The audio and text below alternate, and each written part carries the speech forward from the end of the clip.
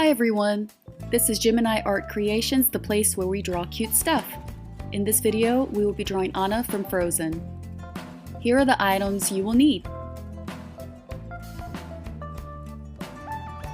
First off, let's start with the eyes. This is typically what I like to start out with. Her eyes are very curvy, so you want to just make a curvy line going upwards and make sure you wing the outer corner of her eye.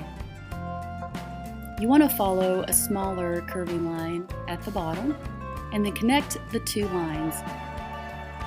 Let's go ahead and draw the inner part of her eye with the pupil and the iris and just make small circles. Let's give her an eyelid, which is just a small line, and then connect that to the outer wing. Next, let's draw her eyebrows. They tend to go a little upwards, so instead of making a straight line, just make a little curve with the tip going upward, as you can see here. Let's draw her nose. Her nose, there's a little bit of space in between the two eyes, and her nose typically goes straight down with a little curve. She has a bit of a tip with her nose and very small nostrils. Her nose should be about 1/3 the size of the width of her eye. She has a little bumpy nose too, so to demonstrate this, let's go ahead and put a little shadow at the tip.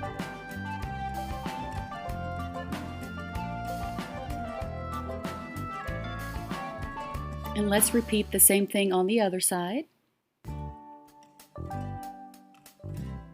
Make a curvy line with the outer corner going upward into a wing. And then let's draw a circle with another circle on the inside to show the pupil. Draw the lower line, and then let's draw the other eyebrow. On to the mouth. Anna has a very distinct smile. It tends to look like she's smirking a little bit in her pictures, but she's a very goofy girl. So let's go ahead and just draw the curve here. Oops, made a little mistake. Now the end of her mouth should correspond with the start of her eye, so the circle on the inside. And then let's draw the outer part of her face. This part can be a little tricky. Just leave a little room on the outside of the inner structures here.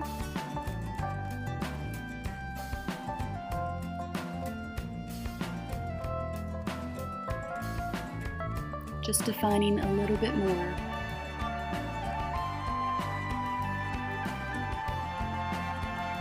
Let's give her a little bit of eyeshadow here.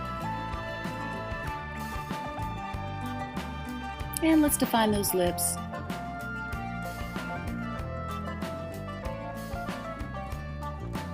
So you can just lightly shade around here, that way we can get an idea of how her lips will look once we apply color. Okay, so next we're moving on to her hat, which is basically a curve and then a straight line going out. We're drawing the fluffy part of her hat. And then let's draw her bangs. Her bangs are essentially little wisps that go down into the side. A good tip here is just let your wrist do all the work. So just try to keep the pencil straight and just move your wrist, and that's a good way to get these wisps.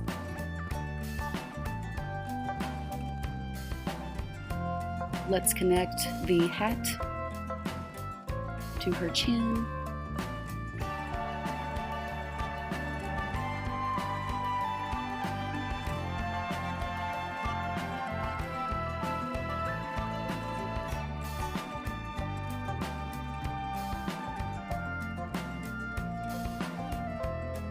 Let's draw the top of her head, and let's just draw a line connecting to the bottom part of the hat. Let's just make a few lines on the inner part of the hat too, just to show depth and texture. We're defining a few more areas here.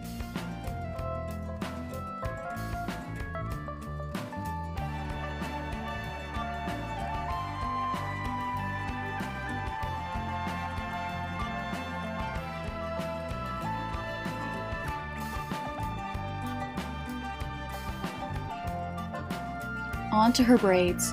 Now, similar to her bangs, just let your wrists do all the work. So keep the pencil straight and then just use your wrist to make little wisps going downward.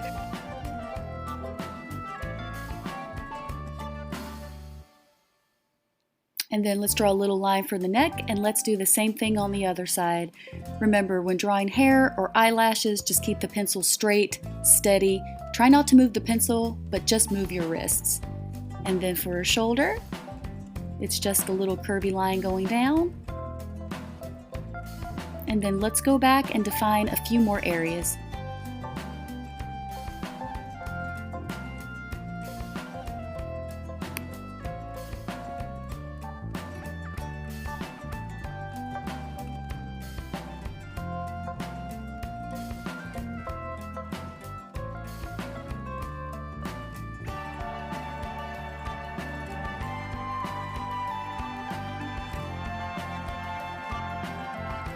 My favorite part of any portrait to draw are the eyes, and I think Anna has very beautiful eyes.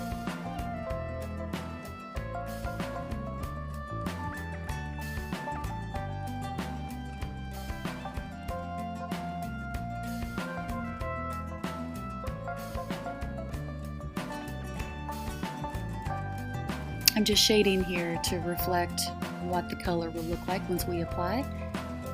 Anna has very full cheeks, I would say. So I just got to make sure that the rough sketch reflects how the color will look once we apply it.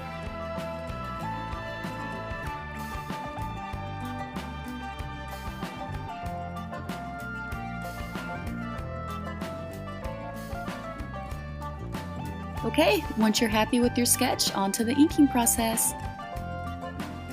I like to use thinner ink for the inner structures and then a thicker ink for the outer structures, which you will see.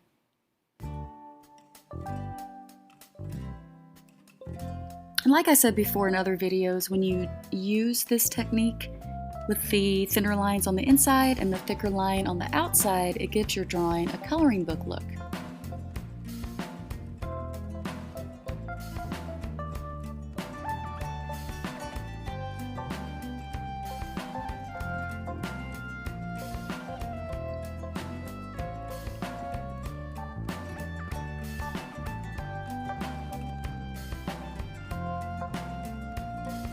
Let's go ahead and erase now. Let's erase any underlying pencil marks just to make our line art clean and to prepare for the application of color.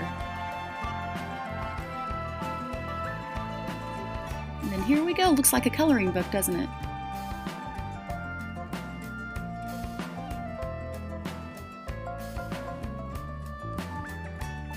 And let's add some color. I used Copic markers and Prismacolor pencils in this piece.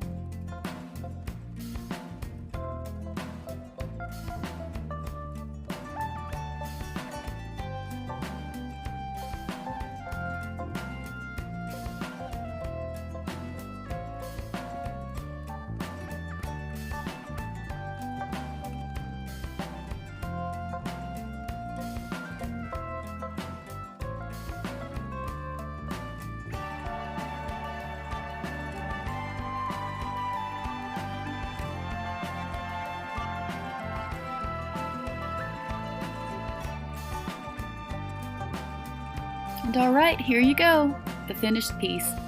Thanks for watching.